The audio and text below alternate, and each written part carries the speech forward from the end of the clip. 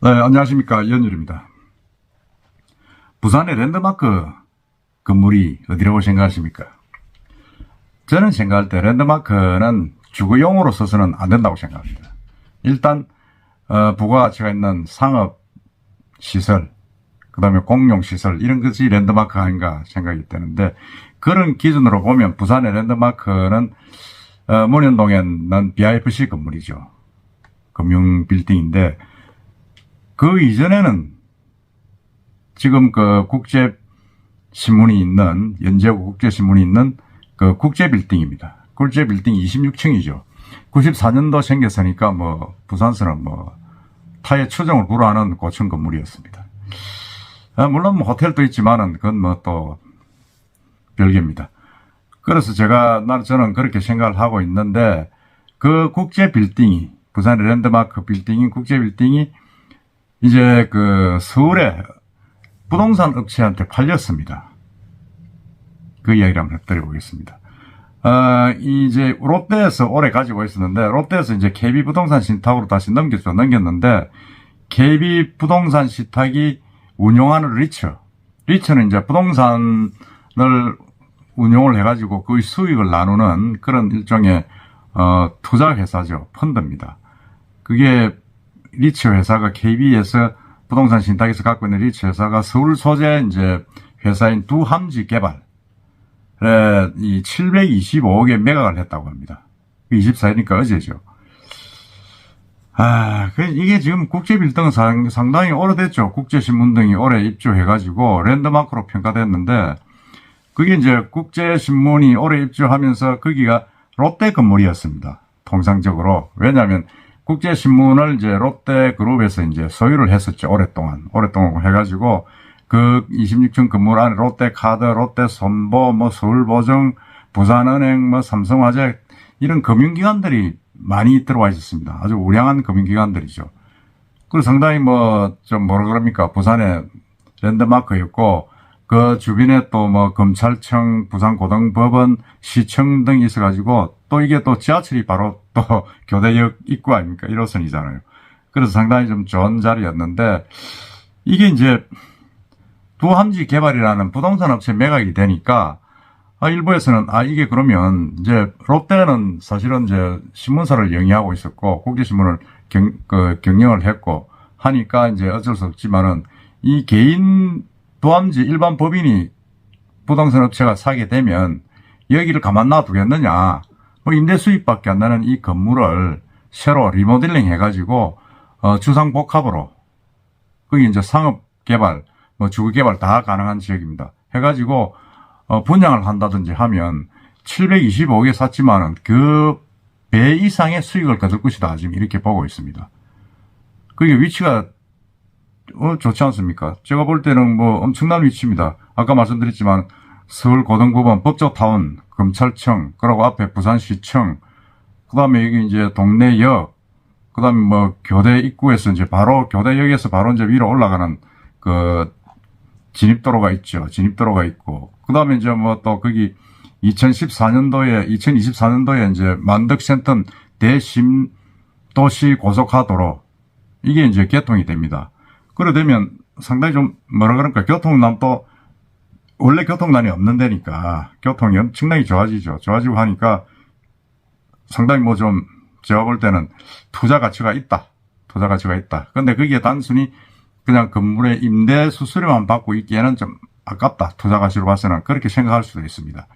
그래서 이게 지금 위치도 좋고 하니까 중주거지역이고, 주거 또는 상업 용도로 개발이 가능한 그런 그 지역이고, 그래서 이거를 만약 개발을 하게 되면 높은 개발 이익이 기대된다. 그럼 주상복합밖에 없죠. 일부는 상업시설을 넣고 일부는 아파트를 넣어가지고 분양을 해버리면 엄청난 수익이 나올 것이다. 지금 이렇게 지금 보고 있습니다. 제가 볼 때도 그렇게 되는 것 아니냐는 우려를 지울 수가 없습니다. 제가 우려라고 하는 이유는 사실은 그 자꾸 뭐 아파트가 들어서면 곤란하지 않습니까?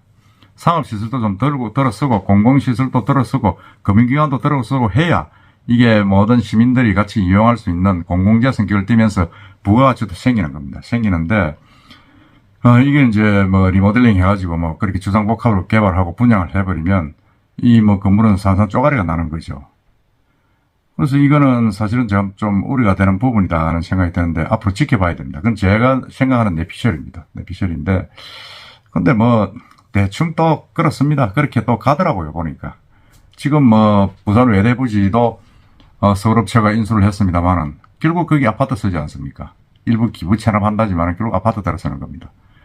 그 전부 다 이게 뭐 부동산 업체가 손을 댔다 하면 아파트입니다. 주상복합. 그래서 저도 이제 그런 생각을 하고 있는데 여기가 면적이 지금 보면 5,596평방미터. 그러니까 얼마죠? 한 2,000평 채 안 되네요. 안 되고 연면적이 56,000.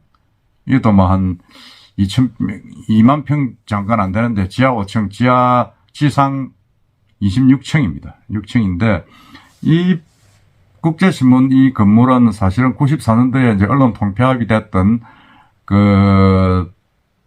그게 풀리고 언론 자유화가 되지 않았습니까? 자유화가 되면서 국제신문이 복관을 했습니다. 복관을 하면서 이제 그 국제신문에 투자했던 한 분이 그 땅을 기부를 한 거죠. 땅을 투자를 한 거죠. 그래서 그 땅을 이제 국제신문에서 사업을 짓고 있었는데 롯데그룹에서 이제 국제신문을 인수를 하게 됩니다. 인수를 하면서 경영권을 가지게 되니까 그 땅의 소유권을 가지고 그 땅 자리에 그 부지에 이 건물을 지은 거죠. 지은 겁니다. 짓다 보니까 상당히 뭐 부산에서는 랜드마크가 되고 또 국제신문이 발전하는 계기가 된 그런 땅입니다. 땅이고 또 롯데라는 대기업이 갖다 보니까 이걸 아파트로 분양도 못하고 그냥 그렇게 그냥 국제신문 건물이다 이렇게 우리가 통상 알고 있었던 거죠. 있었던 건데 상당히 좀 이런 부분에서 어떤 면에서는 롯데가 부산 언론사에 기여한 부분도 있습니다. 있었고 한데 2017년 이전에는 롯데그룹 계열사 공동으로 소유를 해가지고 롯데케미칼, 롯데제감, 롯데호텔 뭐 이런 호텔 유수한 계열사들이 갖고 있었습니다. 그 다음에 이제 그 뒤에 이제 롯데케미칼이 그룹 계열사 지분을 모두 사들여가지고 이 국제빌딩 매각 주관사를 정해가지고 팔았습니다. 2020년에 설립된 KB부동산 신탁이 설립한 리츠에 팔아가지고 그때 거래 규모가 610억이었습니다. 610억. 그러니까 KB 리츠는 한 100억 정도 이익을 남겼죠. 이익을 남겼고 상당히 뭐라 그럴까요? 뭐 짭짤하게 3년 만에 100억을 남겼으니까 돈 번 거죠. 돈 벌어가지고 이제 그 주주들이 이제 뭐 좀 이렇게 나눠갔겠죠. KB 부산 오피스 1호 주주. 그러니까 이게 부산을 중심으로 한 리츠죠. 국민은행, S1, IBS 인더스트리, 뭐 KB 정권시장 뭐 등등 이런 정권회사들이 주로 이제 돈을 모아가지고 610억에 인수했다가 다시 이제 725억에 판 겁니다.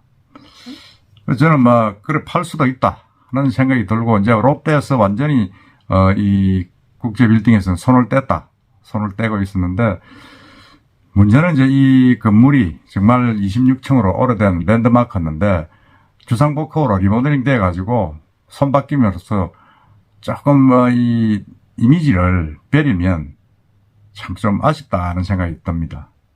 부동산 업체가 인수를 하더라도 계속 임대 사업을 할 수 있을 정도의 어떤 그런 여력이 될는지 어떨지는 모르겠습니다만은 어쨌든 하여튼 이 롯데에서 오래 가지고 있던 이 건물이 결국은 이제 서울업체에 넘어가고 또 어떻게 운명이 바뀌어질지는 모를 지경에 처해 있다. 그런 생각을 하니까 참 아쉽기도 한데 어쨌든 간에 앞으로 이 건물이 서울업체 인수되더라도 부산 발전에 좀 기여할 수 있는 방향으로 되었으면 합니다. 주상복합 말고 다른 방법으로. 제 생각입니다. 이상입니다.